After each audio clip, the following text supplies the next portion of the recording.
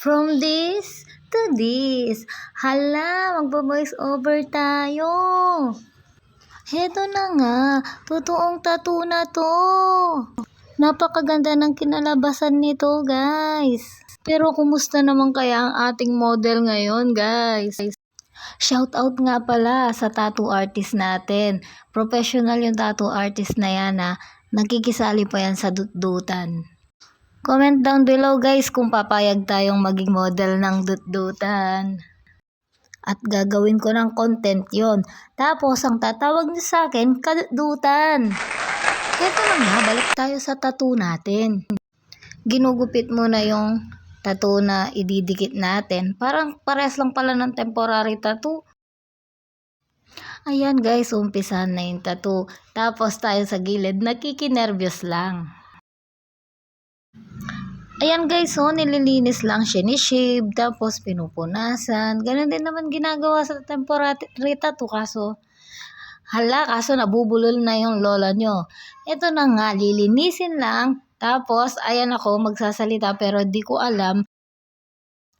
Voice over lang pala yung mangyayari dito. Kaya ito na nga guys, yung nagtatattoo natin. Ito talagang totoong tattoo artist to guys. Nilalagyan na ng tsena-tsena. Ewan ko kung ano-ano yung nilalagay niya. Hindi na natin tinanong yan. Tapos, ididikit niya na yung pinaka-pattern. Yung nilalagay lang natin yan guys, pareho lang. Sabi ko naman kay kuya, ako na lang magdidikit kasi sanay naman ako sa mga nagdidikit-dikit ng ganyan. Katulad lang sa ginagawa ko sa temporary tattoo. Kaya lang wag na lang kasi baka masira, hindi na siya maging fashion. At baka maging konsumisyon pa ni kuya. Alam niyo ba guys, yung model natin yan, ako nag-convincing yan. Halarong grammar ka na naman te. No. O convinces na lang. Para sureliness. Wrong grammar pa rin te. Pwede na yun, baka kung saan pa tayo mapunta. Heto na nga guys, totoong tattoo na to. Ayan, ganyan pala talaga yung tattoo. Nakikita nyo naman, dapat pala ganyan. Pero yan, medyo masakit din yan. Kasi napansin ko sa ating model, mukha sisipain na ako kaya umalis na ako sa tabi niya eh. Alam nyo ba guys, sabi nila hindi daw masakit sa parteng yan. Sa may kamay lang yan eh. Pero paano hindi masakit yan? Karayom pa rin yan. Ako nga lang isang karayom nga lang yung ini-inject sa akin. Para na akong naimatay eh. Yan pa kaya, 7 yung karayom. Tapos tumagal pa siya ng almost 2 hours or mahigit. Ayan, gumagaling ka na sa English te. Nila, hindi masakit yan. Pero alam nyo ba guys, nung pagdating namin dyan, ang sigla-sigla pa ng model natin. Tapos kalaunan, bigla siyang namutla. Parang nakainom na suka. Sabi kasi niya, nagpatattoo na siya dati, nung una. Pero yung tattoo niya parang ginuhit lang na red ball pen. Aakalain mong ako lang yung gumawa eh guys. Ayan ako guys. Kailangan ko talaga ng exposure. Papakita ko muna yung itsura ko. Bagong riban tayo dyan eh guys. Salamat pala sa nagriban sa atin. Yung kapatid ko na panganay si Glenda Pingol Reyes. Siya yung nagriban sa atin. At salamat nga pala sa kapatid ko na nagbigay sa atin ng pang Jollibee. Kaya nga guys, eto na nga. Babalik na tayo sa ating tattoo. Medyo maganda na siya guys kasi yung tattoo na to, yung tao na yung ginagawa. Lining pa lang yan guys ha. Medyo namumutla na nga yung ating model. Alam nyo ba guys, merong part dyan na parang gusto niyang awatin yung nagtatattoo. Parang gusto niyang alisin yung kamay na nagtatattoo pero hindi, sige. Tuloy lang guys. May nakausap kasi ako minsan guys na nagpapatattoo din. Sinabi nila hindi lang daw masakit yung tattoo kasi mas masakit pa daw yung pang ano ng tissue, yung pag pinunasan ng tissue, di ba? Mas marami pa yung punas ng tissue kaysa dun sa mga nilalagay nila na ink ganon. What?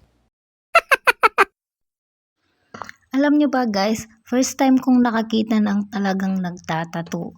Kaya ito guys, feeling ko kaya ko naman to eh. Kaya minsan bibili ako sa Shopee nito tsaka yung mga gamit-gamit eh. Tatanong ko sa kanya kung paano talaga magtattoo. Kaya kung gusto nyo maging model guys, libre lang guys. Sagot ko pa yung merienda nyo guys. Kaya ngayon pa lang guys, mag-chat na yung may gusto para i-line up ko na kayo, schedulean ko kayo kung kailan ko kayo itatato. Tapos ibang tawag naman yung itatawag nyo sa akin guys, ka-tattoo artist, yan na yung itatawag nyo sa akin. Ayan no, tignan nyo, ganyan-ganyan lang para lang kayo nagdo-drawing. Tignan nyo guys, para ka lang humahawak ng ballpen. Kasi nung high school ako, tsaka nung college, lagi kami nagsusulat. Kaya sanay na ako maghawak-hawak ng ballpen na ganyan. Lalong-lalo na, sanay na ako naka-gloves ng ganyan. Nagtrabaho din ako sa spa, nagre-ribbon. Ganyan-ganyan yung gloves ko noon. Ayan no, kung makikita nyo, yung puno yung ginuguhit niya. Ganyan-ganyan puno yung ginagawa ko nung nag-aaral pa ako, lalo na nung elementary. Ganyan-ganyan puno yung nagagawa ko, kaya siguradong sigurado ko kayang-kaya kong mag-tattoo. Tapos yan, yung mga Roman numeral na yan, kayang-kaya ko yan. Ginagawa namin yan nung high school kami. Kaya sigurado talaga ako guys. Ngayon pa lang mag-message na kayo sa akin. Libreng-libre lang. Gusto nyo, ako pang pumunta sa bahay nyo. Pagdadala ko pa kayo ng merienda. Kaya mag-chat na kayo, bilisan nyo na. Ito yung sinasabi ko sa inyo guys, oh. Yung Roman numeral na yan, straight line lang yan eh. Kayang-kaya ko yan. Ayan no, yung pagpunas ng tissue ng ganyan, basic na basic sa akin yan.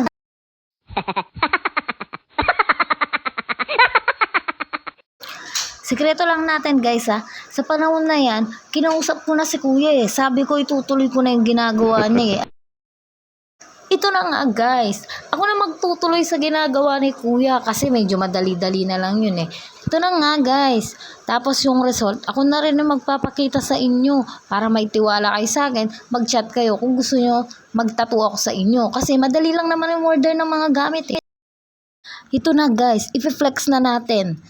In 3, 2, 1. Wow!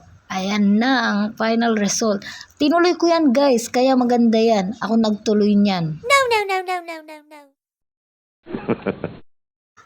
Kaya hanggang dyan ng ating vlog. Paalam mga kadutdutan!